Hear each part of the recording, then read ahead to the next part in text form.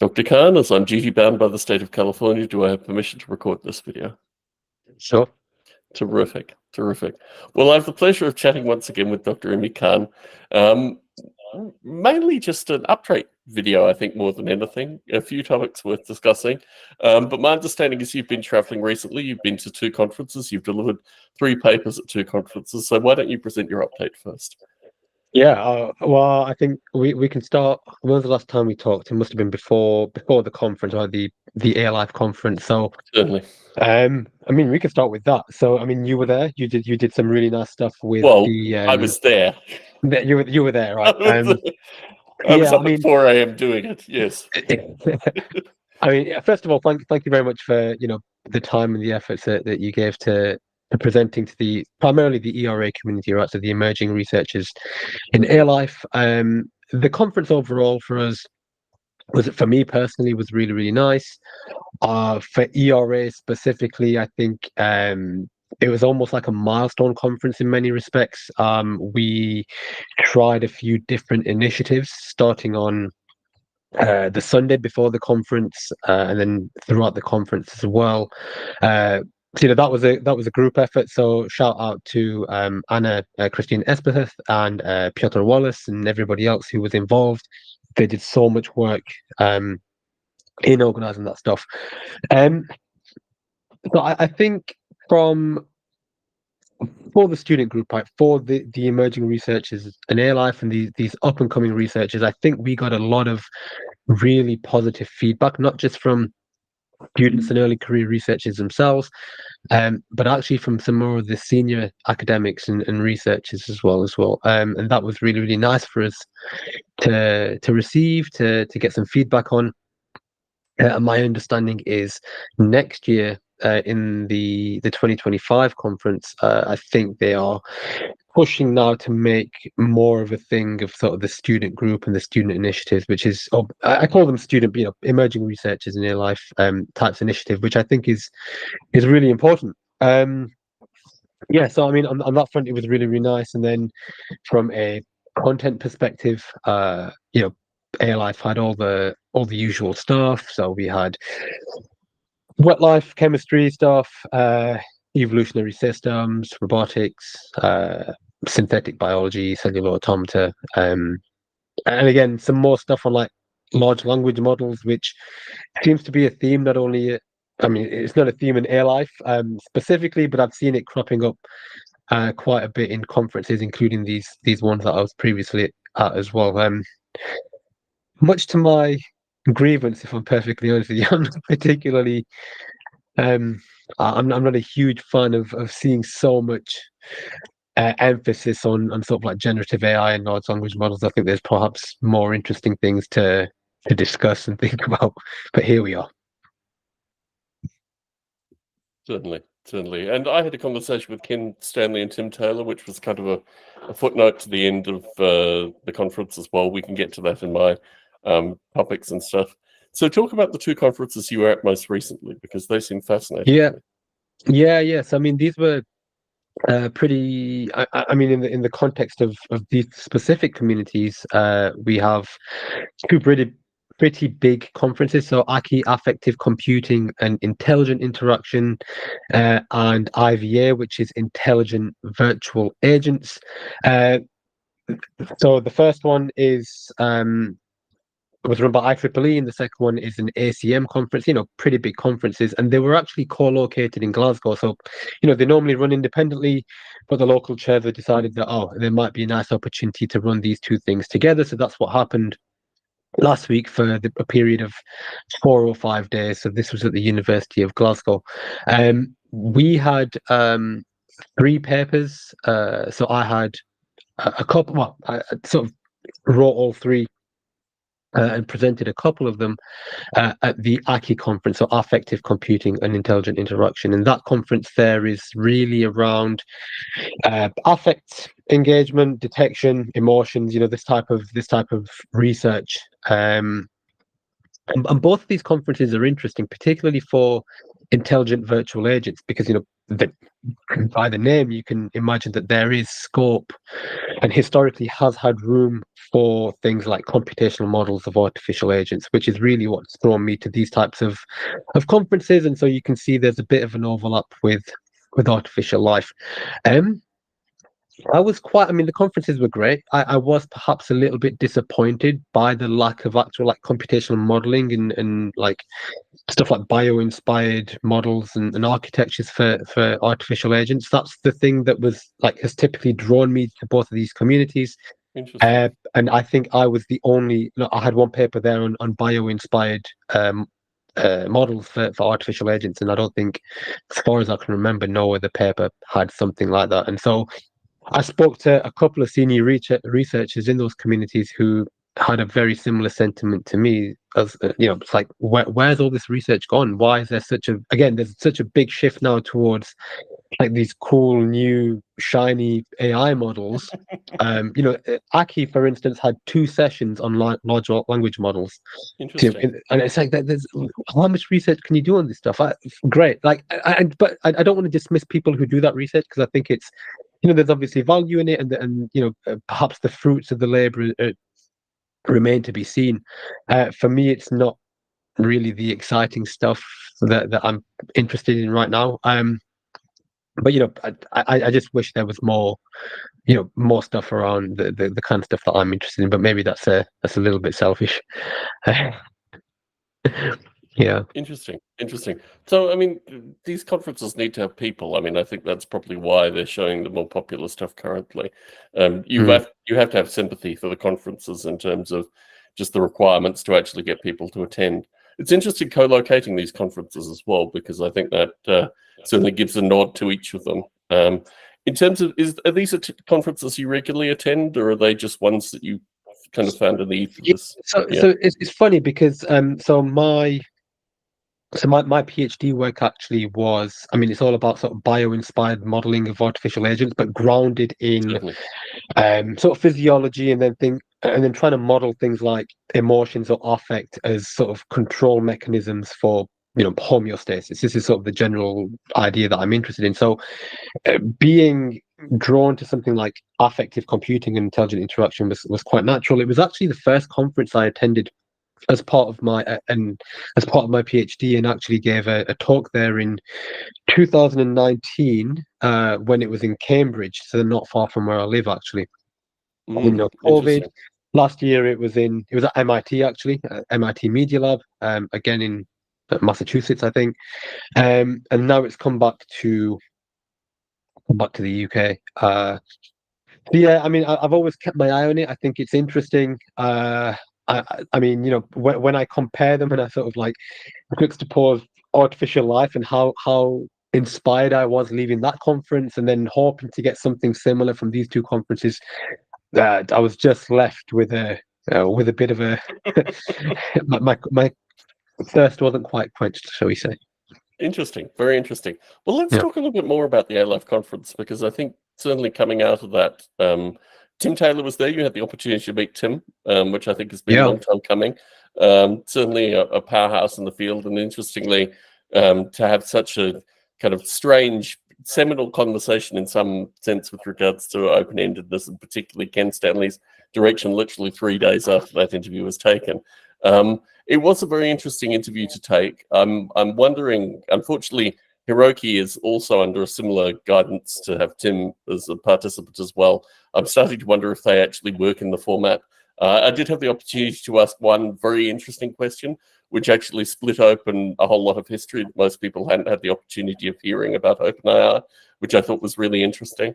But yeah, it was a very interesting for me interview to take, because obviously Ken and I spoke maybe 16 years ago, and obviously his life trajectory has been in a very particular direction.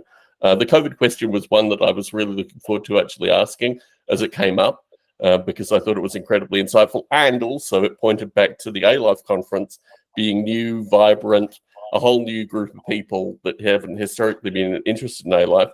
What is your sense of that? Because you kind of straddle this. I mean, you're one of the new researchers fundamentally, but you also see the history. So how do you find that straddling of these 2 things? So you mean between the old and the new? Is that Basically, the yes. Yeah, there's clearly a new vibrancy, but there's also a bunch of stuff which hasn't historically been part of A life. So, I mean, I think that's the interesting kind of turning point of the field currently, is that you're right. I feel very personally that the history is what kind of has kept me interested in it. There's not much, I mean, you know, the language models and all these other things that are coming into it now are fascinating without question. And I think actually the opportunity of having the conversation with Ken Stanley was to say artificial life is really front row center with regards to this discussion, and you can't ignore it. You can't ignore the important researchers, folks like Larry Yeager, who have come through this thing and have very much had the grounding in the history and the elements that are now creating this new thing, which, you know, few would want to have any claim to be part of the origin of, but I think it's an important philosophical discussion that needs to be had. What are your thoughts on this? Yeah, no, I think I'm so we've touched on ideas of this in sort of previous conversations, and I am quite interested in this idea that perhaps artificial intelligence researchers have missed a huge opportunity in, you know, a lot of the history of air life. And you know what's happening right now is people are converging on these like new shiny ideas, and like you said, like there is a lot of history that perhaps has been untapped or largely unexplored in the artificial life research sphere that we perhaps need to go back to and start having a dig into more for some more interesting ideas and some more sort of what's the word I'm looking for, not inspiration so much as innovation. Provocative? Um, yeah, and that because and fundamentally, this is the thing that interests me, and a lot of the challenges that I have toward these researchers who, you know, are pushing forward these like big shiny models is that like you can't just continue to throw computational power at something and say that that's going to solve the solution. We have to find our inspiration, and we have to find more efficient ways to try and solve these problems because, you know, like I said, we have finite amounts of computational power, we have a finite amount of environmental resource that we can tap into. And so for me personally, so like I like digging back in, having conversations with you, you know, do my research a little bit by digging back into the artificial life journal and other sort of related areas, and actually say what ideas have we missed, you know, because we're leapfrogging so much and we're trying to jump and converge on like the things that give us funding and the thing that allow us to like do our jobs, that we are missing in the process really important critical ideas that perhaps haven't been realized or seen their full potential. And so I think there is a case that we need to sort of look back and maybe just start from the beginning again. Certainly. I mean, some of the beauty that came through a conversation was this idea of the $1 million run or the $10 million run or these kind of concepts that you need. And I think that the idea, and this is something I wanted to really talk with Ken Stanley more about, is this an integral over time, or is this literally a burning of money in an instant? Because if you do the integral over time, I think artificial life does have these kind of runs. I mean, look at Avida. I was looking at this recently. Jeffrey Ventrella was taken off Wikipedia recently. This was something that I was quite passionate about because obviously you take Jeffrey Ventrella's work off a public resource like Wikipedia, you really have a very skewed version. Well, you don't really have a coherent version of what artificial life is about. I also see the likes of Larry Yeager slowly being whittled away on Wikipedia to potentially be removed in the next 10 years. So what happens to the history of this thing is it just, and this is something that was really fascinating with the discussion with Tim Taylor, was that he and I had a discussion which we really should have had 4 months ago, but it just takes the right thinking and the right historical perspective at that time for individuals to have these degrees of insight. So returning to this idea of the $10 million run. So this struck me at the time as being really provocative, and obviously this is what Ken Stanley's very good for in some regard. But the idea that there have actually been, let's take Avida as an example, okay? Avida, just in terms of when I saw it, 2012, had probably, I don't know, 4 academics and maybe 20 graduate students that were actively working on it. So that has some cost associated with it. If you do the integral over time, maybe these are examples. Now, they're not quite as bright and shiny as, OpenAI in particular runs at particular times, the movements between their kind of numbered GPT models, all these kind of things. But I think it's the, for want of a better term, the unsexiness of a lot of these things that actually make them fascinating, that they have gone on quite comfortably and have been somewhat ignored. So the history here, I think, is genuinely important.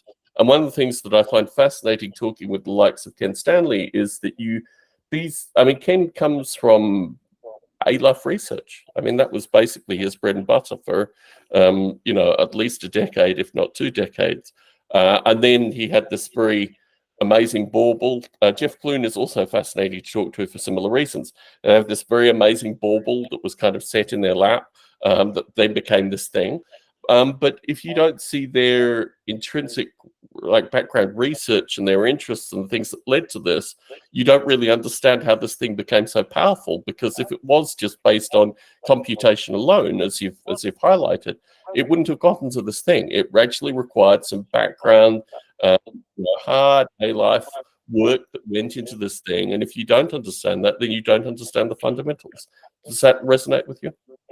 Yeah, no, absolutely. I think the challenge you have, because at a certain point, it's all, we're already bought into this idea. The challenge is trying to convince the people sort of in the AI realm to be interested and care about these ideas, right? Because I've had this conversation with people who do AI. The presentation that I gave at Aki, for instance, was about bio-inspired architectures for artificial agents, and it goes over people's heads because people we don't really why is this important? Why should we care about this? And it takes a certain type of thinking, a lens to have a look at these types of models of architectures and try to see or be convinced of the application. Most people are just switched off to it because there are faster, quicker ways of getting to the solution that they need to get to. I think the unfortunate reality of where we are right now, or looking back at sort of these minimally complex or bio-inspired architectures, as all these different researchers that you've spoken to about have started with, it's a bit of a slow burn. It's not immediately obvious how that is going to be implemented at a large scale. And so, something like the AI the more sort of shiny AI, as I like to call it, is really obvious. And so, how do we then translate this into, larger scale application? I don't know. I don't have the answer. Convincing people is a lot of energy. I've realized, particularly as I have 3-year-olds now, convincing my 3-year-olds is difficult enough. Convincing adults that have their own biases and these kind of things, it's a different game. It's not a game really that I want to be involved with anymore. I think fundamentally, keeping a history, keeping an understanding, talking to people such as yourself who are genuinely interested in that, that's where my energy is better placed than trying to convince a mass that. It was interesting actually, because when you look at I won't use the word quality because quality is not the term. When you look at the mass presentation of these things, my video it's interesting actually, because Ken and I had a friendly argument about whether the short version of the video or the long version of the video was the preferred version of the video. There's now, I think, a 6-to-1 ratio of the short version versus the long version, which is quite interesting. I think Hiroki sat through the long version. I think the people that can power through the long version, more power to them. But it's the same problem. So the people that consume actively the OpenAI history, all the talking videos, and some of them go on for multiple hours. Ken was telling me about one video that he did for 2.5 hours, which is his most viewed video yet. I think the difficulty, the metric that he misses is people actually starting watching the video versus people finishing the video, right? It's very easy to start a video, so you get that +1. With the count actually finishing the video is a more challenging component. But the thing that struck me actually talking with Ken was that there's so much that you need to unpack, and the format of this is so information, not whatever the opposite to dense is, information not dense, basically, information sparse. That it's very difficult for people that watch these videos to actually come to the Ken Stanley conversation and say, this is actually part of the discussion. This is a broader part. This is a bunch of new information. I don't think anyone tracked the impact on COVID with regards to OpenAI, which I think is really fascinating. Because it shows there's a kind of turning point in the world, biology, so to speak, and a turning point in this very curious thing, which hadn't historically been captured in discussion. So, I got things out of that, but I thought, how do I translate this?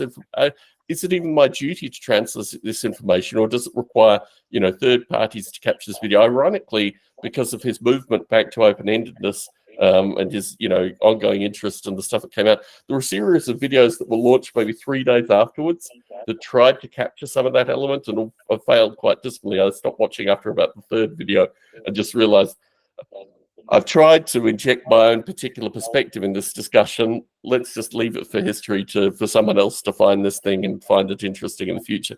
But the energy in convincing people that aren't interested in this stuff that this is actually valid and interesting, I think is not really our jobs. Our jobs are trying to, I guess, create some positive energy in the direction of this thing needs to be validated, this thing needs to be looked at.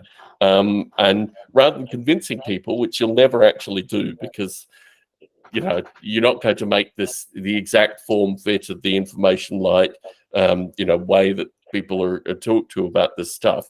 And what's interesting, actually, talking to some of my friends who do consume these videos afterwards, they said we couldn't get any meaningful data out of the discussion around COVID. And I was like, well, how can you not have meaningful data out of that? He's talking literally about 2 turning points, 2 points of inflection with regards to the development of this company that everyone's supposed to be tracking and interested in. So, I think it's a very difficult to try and re-inject artificial life or any of the concepts that we talk about on a regular basis back into this conversation it's just not there. It's not possible, actually. So I find really cataloging and getting the data and talking about the history of the stuff that I do enjoy is where I get the fulfillment currently. What say you to these thoughts? Yeah, I mean, I somewhat agree. I think, you can't really convince people, but I guess as we're doing now, right, the best we can do is be flag bearers for these crazy ideas and try to flood the internet with as much knowledge or information as we can. And just hope, like you said, someone picks it up or someone it sparks something in someone's mind. People have got to come to their own conclusion, I guess. And I think we've spoken about this before. We can't. People don't know what artificial life is. We need to start at that point, right? And this is the thing that we need to do again with these conversations and through various other initiatives. But I do think, one of the things that I was thinking about as well, again from this conference, because it was quite pertinent to the conversations that were happening there, was there is this whole the AI Act, the EU AI Act. I don't know if you're familiar with this, but basically there is a lot of legislation that's going to be coming out in the EU. I think it might have come into effect in August, but really, really regulating the way that artificial intelligence models are developed and deployed. And this is going to have impact, firstly on research, and secondly on application and like the market availability of AI. And so there's necessarily going to have to be a shift in the way that people think about artificial intelligence, the way that people think about transparency or explainability or all of these things associated with how they actually deploy these models. I don't know whether this means I don't know what the impact of this is going to be on artificial life research, whether there is going to be any impact. I've not really read the AI Act in full yet, so I don't know. But secondly, whether this might mean a shift and people might start thinking back and looking back towards artificial life for inspiration and say, well, the AI models that we're working on are under such heavy scrutiny and going through such regulations that makes it difficult to apply them, that they might actually look elsewhere and see if they can somehow find a loophole and find different ways to develop their models. I don't know. This again, just a thought. But maybe this is it. It's fascinating in industry because I've been able to track this over 2 companies now that I've worked for and actively had the discussions with the people that are making these decisions. So it is interesting the actual impact on industry that this is having, be them very eclectic creative industries, but still it's having an impact on industry. And I think what's interesting, seeing this both as an intellectual content creator, but also someone who's absolutely fascinated by seeing how this thing develops, is that there are straw men, for want of a better term, that are being created through this argument, and then legislation against these straw people, let's call them, is coming through this discussion. And what's fascinating is that where the rubber meets the road, so to speak, there are decisions which are having to be made that are very fundamental, because ultimately, if you're creating content and you have a means of creating limitless content, this seems like a very good way of creating content very rapidly, to keep your audience interested in these kind of things. So what's fascinating through this is actually seeing its application in industry, particularly because a lot of it is based on legal cases that have come about, which normally probably would have been squashed if there was any degree of analysis or first principles greetings of this. So I think it's fascinating to see legislation come out of this and industry react to the legislation, because it's not just about ideally finding eclectic little baubles like artificial life has historically been. It's about fundamentally addressing concerns which the likes of OpenAI just never had in their kind of creation and development.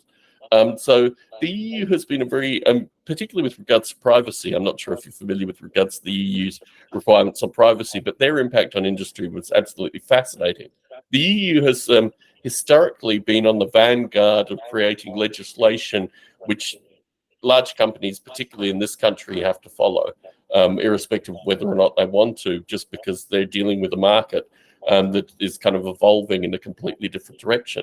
It is fascinating to track the legislation, but I think the discussion within industry is one that can't be avoided now, and basically forces you back to a whole series of legal actions that were, at the time, quizzical at best, I think, for those of us that understand the technology.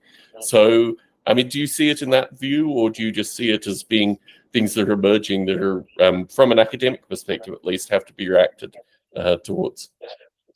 Well, I think the argument is it's almost one and the same, right? I think there is so much research, even in the academic realm, that is tied into potential application. Then I think it's one and the same. I think because unfortunately there is, under the AI Act, as I understand it, research is exempt in many cases, but not all cases. So I think, for example, in education and in people's workplaces, for instance, I think you can't do research. I think that might be seen as an unnecessary risk.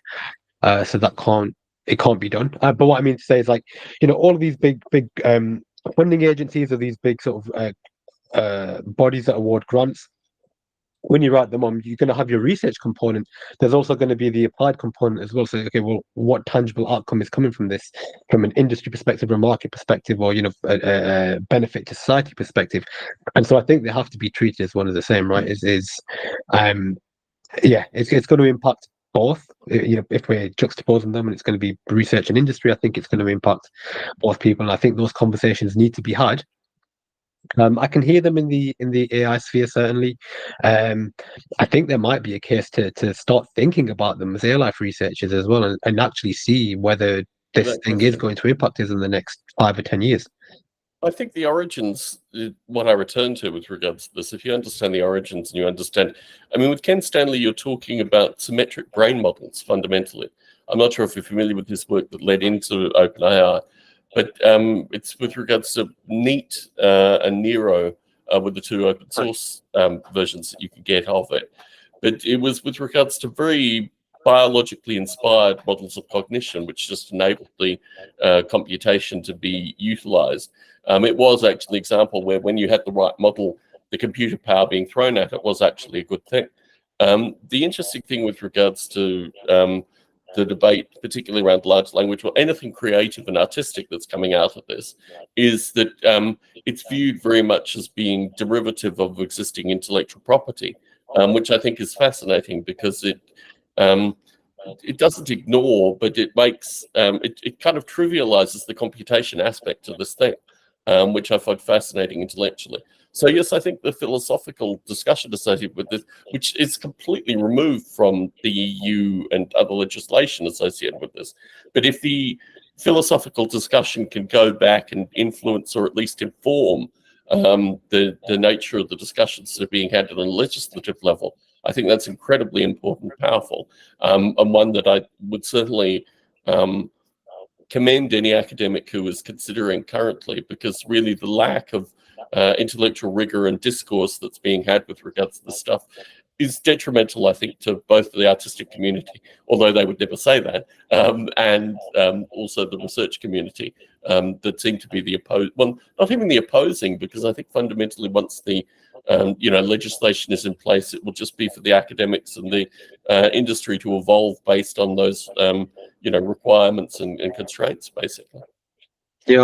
Yeah, no, I don't disagree with that, and I think, I mean, again, my understanding of it is the policymakers, the people who are writing this legislation, are in conversation with academics or bodies of academics, and there is a conversation happening. To what extent and with how many people, I don't know, but I know certainly of a few examples. So I think that's a positive, right? And I think the other thing that's worth mentioning is my reading of it and my understanding of it, having conversations with people, is that in its current iteration, much of the regulation, the AI Act, is vague and ambiguous, which, the courts will decide how to apply things if they need to be applied. Or, this is an opportunity now for other academics to get involved, have these conversations with the people who might be making these policies, and try to find edge cases where they may or may not apply, and get their foot in the door and see if they might be able to influence these regulations early on. So that's my perspective. I do think it's interesting when you talk about sort of the generative AI component, certainly because some of the parts of this regulation is in actually being transparent in sort of the training data that has been used for particular outputs. And you might even have to, I think, for certain models, you might even have to like make publicly available the internal parameter or weights, for example, from a neural network that you've used, which could be interesting. I don't know whether that would affect sort of your competitive advantage as an industry. It will with that question. Yeah, I think it's fascinating because when you interact with large language models, there are various, I mean, I've found this personally, there are various modes of interrogation to actually source where the data comes from, particularly with regards to inaccuracies. Because if you're aware of, the various data models, there are various, shims basically where you can ask specific questions and get very detailed answers associated with where the data actually comes from. Interestingly enough, the intellectual property litigation around this doesn't do the same. What would the term? Anyway, it's not doing the same kind of analysis through this, which I think is, a lost quiver in the bow, so to speak, lost arrow, whatever the terminology is. But I think what's fascinating through this is when you start being declarative associated with where you're getting this data from, it's very difficult to have a neutral source for creative data. I mean, I think that's what comes out of this. The legislation would want there to be a neutral source with regards to creative data. I don't think you get anything interesting out of neutral sources with creative data, fundamentally.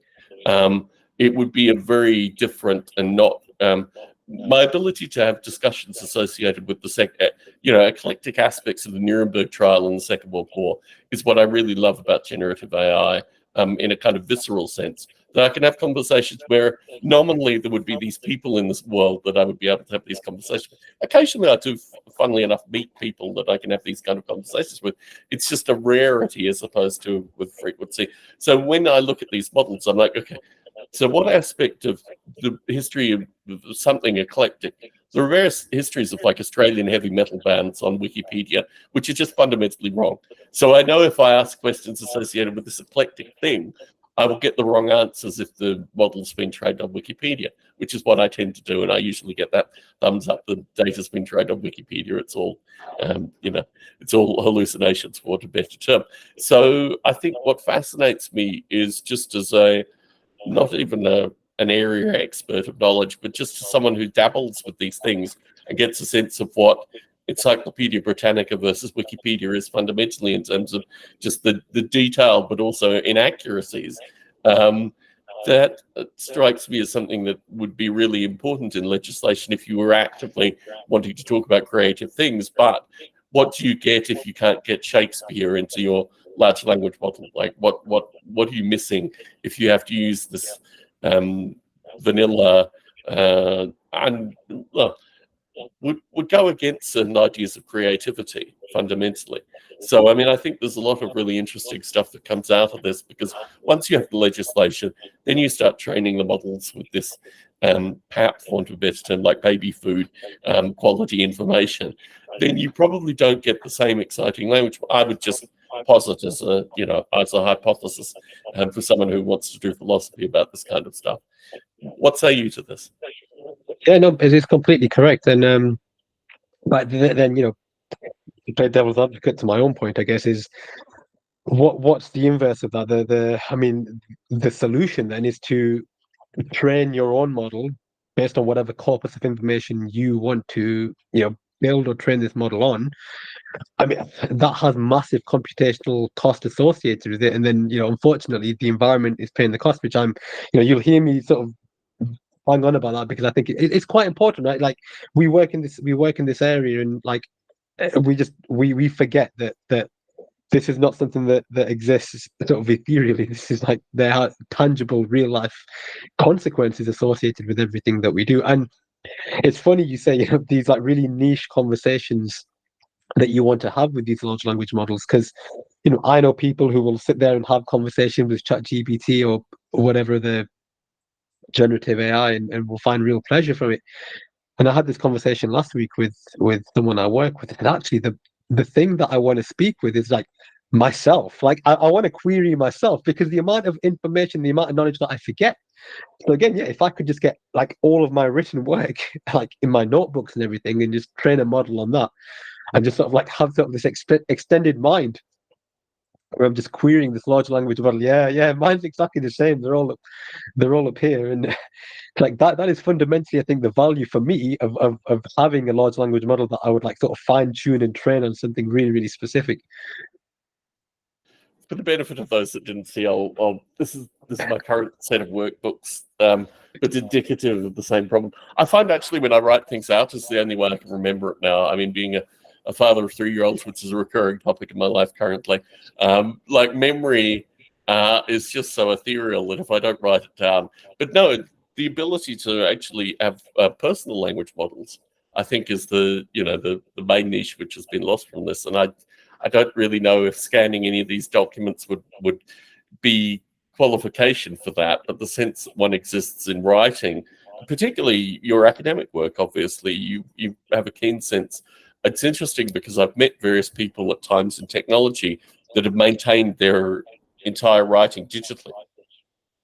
And that in and of itself is an interesting, problem space. Literally, meeting Bill Gates in 1983 is one of the ones they quickly returned to show, yes, he did have bad body odor and he was just generally an obnoxious man.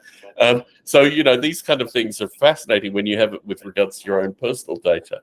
I don't know if I mean, I've seen various fringe movements to that, but nothing that But yeah, it is interesting, this notion that you're actually querying your own knowledge when you have these conversations, because that's what you're looking to. That's a powerful insight, which I think I'll take away from this discussion. Yeah, no, I'm really keen on, because I've been thinking about how I would do it and what sort of data sets I would look to. And I have WhatsApp conversations that could get my style of writing, for instance, informally, and then academic papers or notes that I've read. And it's like, I think that could be really, really powerful, because sometimes when you're writing, I mean, maybe if any other academic is listening to this, they can do something similar. But when I'm writing papers and I'm looking through my notebook, and I'm like, I've written about this, I've written ideas about this, and now I need to sort of formalize it and put it in a manuscript. How do I do that? I could ask the large language model to generate something, and it wouldn't be what's the word I'm looking for? I won't be copying anything, right? This is just me querying me. And it's interesting I've paid transcription services at various times, and I've actually utilized them for my academic writing more than anything, because I'll give talks where I just think this is a brilliant talk. I've got the video of the talk. Let me get the audio and text of the talk. Let me then sculpt it into something which is publishable. Let me get it out there. So I've actually had that experience. And if it weren't for, I've got one service now that's about 95% accurate, when it actually has a human component to it as well. But when you start doing that, because you're your time is of some degree of value, and you can actually incrementally work out what that's worth. I think that's incredibly powerful. Certainly, somewhere in the list of notes, which we seem to have scurried away from very quickly, talking about this absolutely fascinating legislation, I got a cold call from someone claiming to be from O'Reilly Media recently, which is a fascinating, because as someone who's always thinking about, or occasionally actually writing these books with regards to, these are topics that need to come out. The two that I've returned to are associated with London 1940, because this is a project that I'd like to pass on in some hybrid form. Ironically, I had about 4 hours yesterday. My daughters were being busy, my wife was being busy, and I thought, oh, this is actually some time that I can work on my simulations once again. So I went back to London 1940, did some interesting work through that. But yeah, writing these texts as a means of, I was thinking about this very I've returned to Larry Yeager as an artificial life academic who's actually retired. That he literally looks at the sky. I think you're becoming the ice cream man was your. My hope is somewhere there'll be. I've got various narrowboat books here. Certainly through COVID, narrowboats in the UK just seem to be like a dream for me, as I lived in, revolution brewing San Jose with various armed gangs vying for the streets. So I think this notion of retirement is something that I've returned to. You can't have children not realize that there needs to be someone escaping from this kind of time complexity. But I think writing is part of that because it gets out ideas which are fundamental. I mean, you obviously. It's ironic because we critique this model as we do video casts and these other things, but obviously writing is still very central to us both. What do you think about writing popular books ever? Do you get a sense that there's something like that in your future, or what are your thoughts? Well, we've spoken on, the audio cast, right, about our respective backgrounds as musicians, and so there is a creative outlet that I have and I've had, and this spark that I like to think that I still maintain in some small capacity. For writing a book, it's really strange, right? Because I don't know what I would write about. I don't think I'm particularly interesting or knowledgeable enough to have to write a book that then people would read. And maybe that's not the point, right? Maybe you just write a book for its own sake, and the journey is the reward, so to speak. I've had that experience recently, but anyway, continue. Yeah. I've not really thought about it. I know it's funny. My father-in-law told me a couple of weeks ago. He's like, he's 66, maybe 66, and he sort of works part-time as a consultant. And he's like, I've started writing a book. I was like, okay, that's really cool. But he's like, yeah, why not? I was like, yeah, why not? That's amazing. Totally. But no, yeah, Time right now, to do it in your 60s. Maybe maybe that's the time to actually do this. But I was thinking, I don't. The Levy book is what sticks with me with regards to Larry Yeager. I'm not sure if you've read the Levy book. It's dated very quickly, but it is something that sticks in my mind. I don't actually have it. I think it's with my Margaret A. Bowden. I think basically all my artificial life books existed in Australia for a period of time. When I left Australia, they've just disappeared. I thought I had a copy of Levy here, but I haven't been able to find it anyway. So yeah, the Levy book for me was just a seminal book. I teased Tim Taylor about this periodically, that we need the Secret Life of a Life book as a means of describing, at least the current history. But the second book is on the Transpiler for Teens, which is this werewolf project, which came out of ultimately the Ape SDK because it was written in C. It was written in a very particular version of C, which will actually translate to JavaScript, Python, Ruby, Java quite easily. So having written the transpiler for that, the next thing is these kids today. I had this curious incident where I republished a book, and for a period of probably a week or so, I was #1 on teens and early adults programming, which was just like, there was literally me and a book on Steve Jobs in that thing. So having had that experience, which was very curious because I didn't need to sell that many books in order to get to #1, quite curiously. But having had that experience, I realized that this is a huge hole in the market, that basically teens and early adults don't have I mean, they do have books. I have a few of them around me, but they're not really ideally suited for that period of time where kids are starting. I say kids, but young adults are starting to explore ideas in numbers and computation and these kind of things. So I thought, okay, that's an interesting book that I could actually write. And ironically, when this O'Reilly guy cold called me, I said, well, I do have this book that I'm working on currently. And he's like, they have a formal, I'm not sure if you've ever had any interaction with O'Reilly and people that publish through O'Reilly. I've known half a dozen people through my career that have published through O'Reilly and have various mixed views. Ironically, I wrote an article called, what was it called? Eight Brain Narcissism Misses the Singularity, which was a beautiful kind of artificial life discussion. I'm not sure if you've seen that on my website, but anyway, Tim O'Reilly actually tweeted that was a provocative article that he thought was very good. I thought, okay, where's the book deal in this? But anyway, that was 19 years ago. So I think, this idea of what a book can do, and both my parents are authors. Disclaimer here, my father is just still in his late 70s, always writing the next book that he's working on. He's always producing these books about ever more eclectic. And it's ironic because I've been able to give him feedback about his books. My knowledge, particularly eclectic Second World War history, it means that I can actually give him feedback.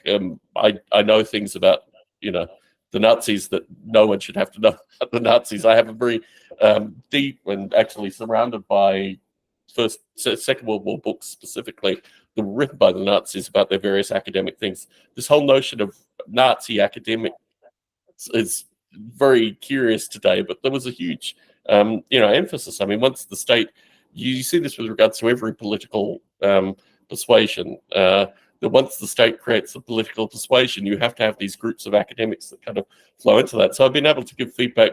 My father has published more stuff associated with the Second World War in his writing through my interaction with him alone, because eclectically and curiously, the stuff he's written about have also been written about by a wide variety of very curious academics, moving that aside.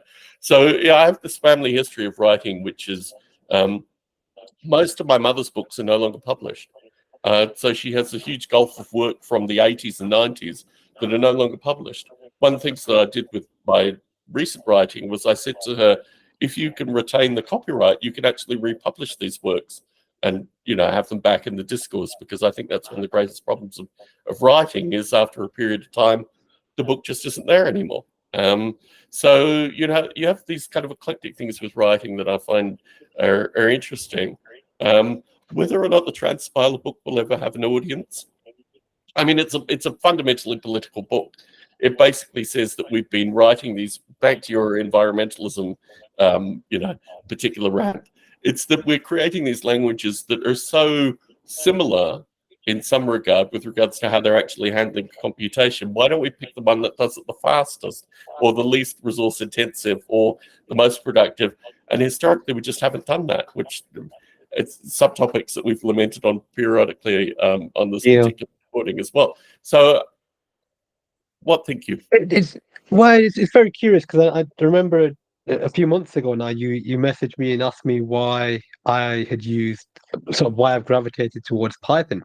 And there's no rhyme or reason for it. It's just, I had used other languages or learned other languages throughout my studies, and everybody around me was using Python. The libraries that I needed were all written in Python. They may have been written in other languages as well, but it's like you sort of converge on the same. Python. That's the whole history of Python, which is very curious.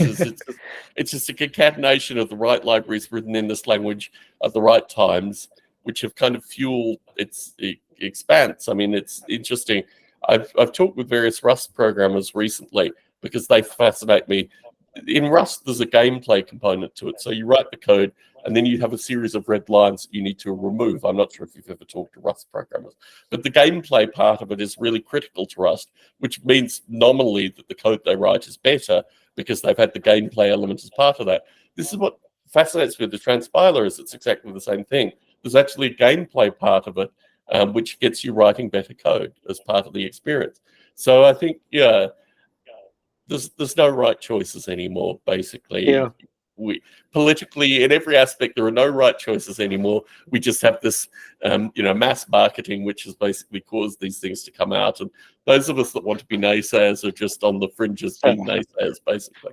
Yeah, it's interesting, right? Because again, during my studies, so my undergrad, I learnt or did a course on assembly code, and I've not used it since. And it's like, so what is, again, maybe a question for you is like, what would you define now as the basics of computation? Because when I was learning it back then, I was like, okay, well, this is like as basic as we can get is writing in assembly. They have this And I've idea never of WebAssembly now. They have this idea of Okay. WebAssembly, WASP, I think, and that has come out of this thing. It's interesting because in moving companies, I've moved paradigms with regards to where everyone in the company is at with regards to their particular perspectives, which is fascinating. You don't really think about these things, but obviously these companies are silos to their own technologies fundamentally.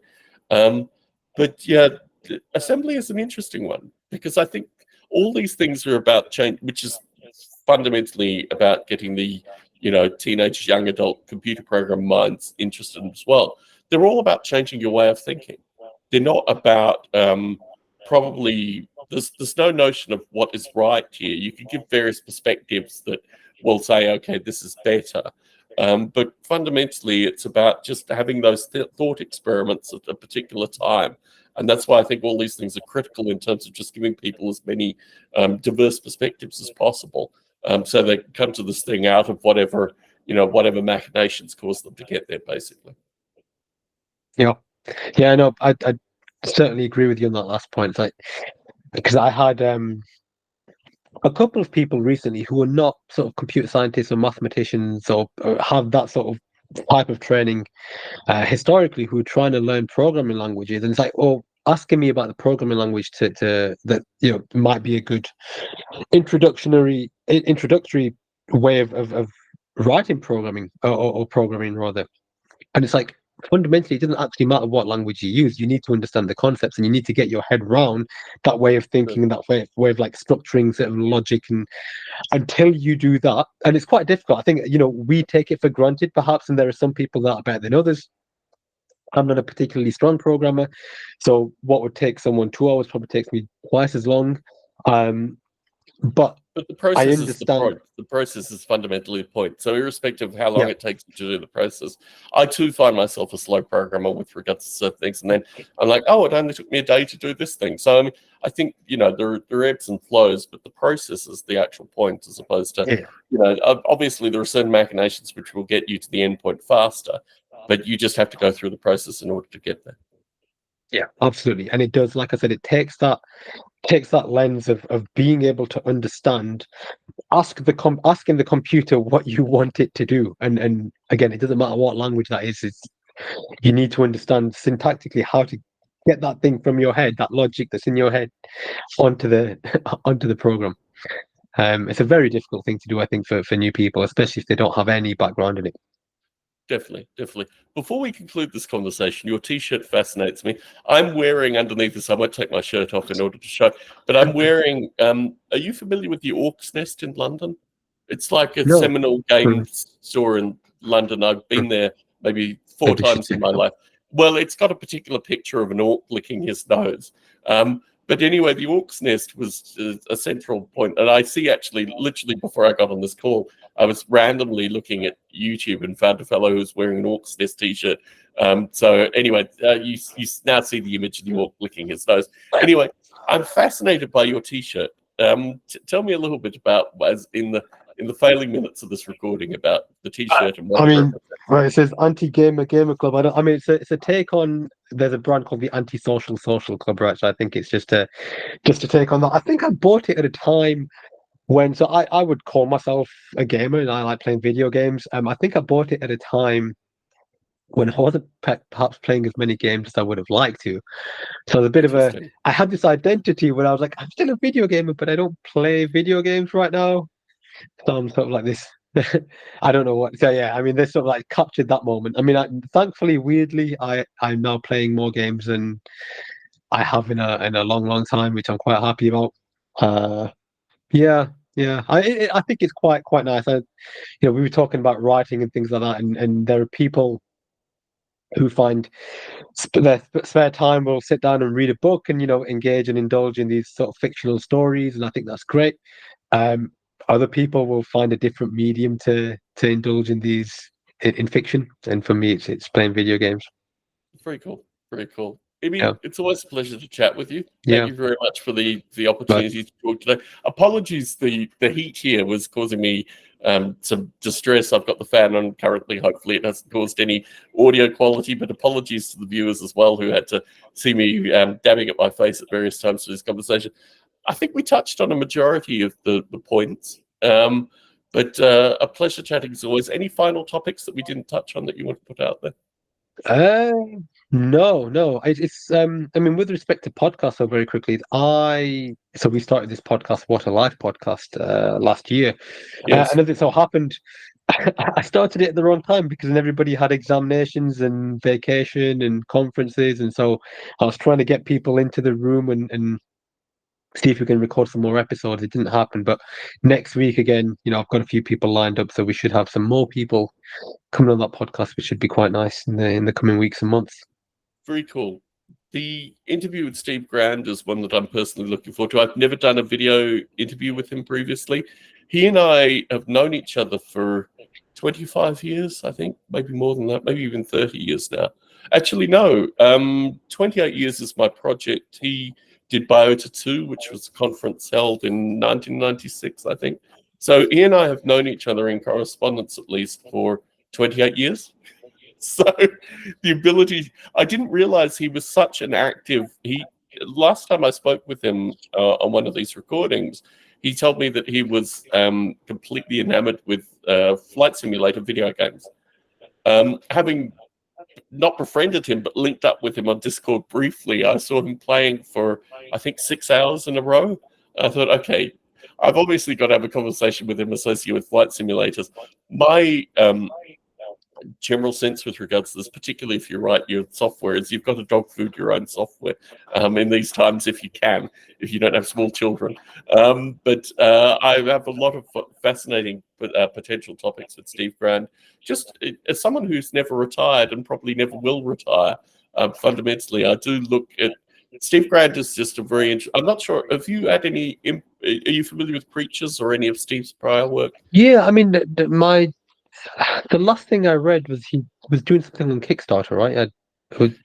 About 11 years ago, maybe 12 years ago now. And strangely, he's been able to maintain. Steve Grand has people who are so completely devoted to him that they're not interested in artificial life, they're interested in Steve Grand. So he's someone who has generated, and I think interestingly, because he has candid conversations with me, perhaps to his detriment currently, but he has just this fan base where literally if he read the telephone, book, people would be interested in what he was doing. But I'm looking forward to having that conversation.